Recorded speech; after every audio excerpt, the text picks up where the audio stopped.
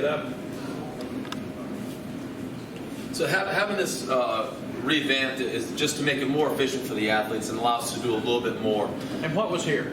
So before it was a similar setup, but it just didn't flow as well, and there wasn't this counter space, and we didn't have an ability to have the blenders, to wash the blenders, to make shakes here. So everything was being ran from upstairs.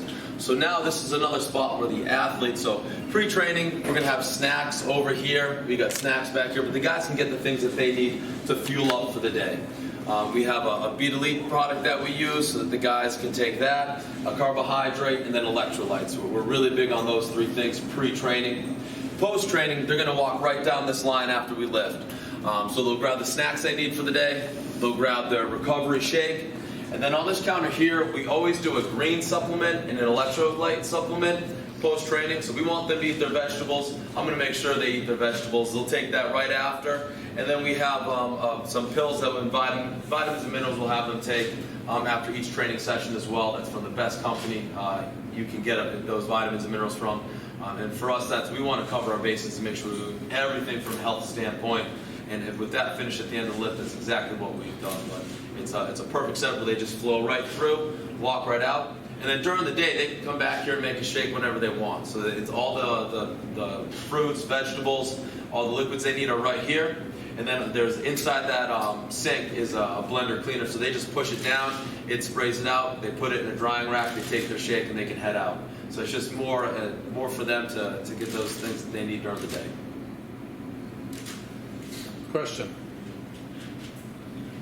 Recovery, sleep. Sleep, that's a huge thing for us. So when we got the camp schedule, we looked through it, and we thought, hey, I think some more sleep would benefit our guys. We brought it to Coach, and he changed the whole schedule just to work around the opportunity for these guys to get more sleep. Also on top of that, in the middle of the day during camp, we're going to give them some time to head back to the hotel so that they can get a nap in. And just with the things that we ask them to do, the amount of recovery they need is huge. And that's a big thing that we're trying to push for with our guys. Because we're going to push them as hard as you can. You got to recover just as hard as you're working. So we can put them in a position to do that, and sleep is so important for our guys. And they should get 8 hours at night and an hour and a half to 2 in the afternoon. Yeah, 8 hours a night and an hour nap is huge for them, just so that they can kind of refresh and then re-lock in for those afternoon meetings. So they're not struggling to stay awake. But that nap isn't going to make up for a lack of sleep. So we want that they will have that 8 hours, and then they'll come in, they'll work in the morning, refresh, and then they'll be locked in for those meetings in the afternoon. And what is your staff like? Staff size?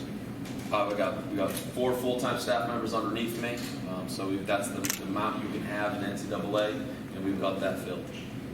Questions for Brian? About strength, conditioning, or nutrition?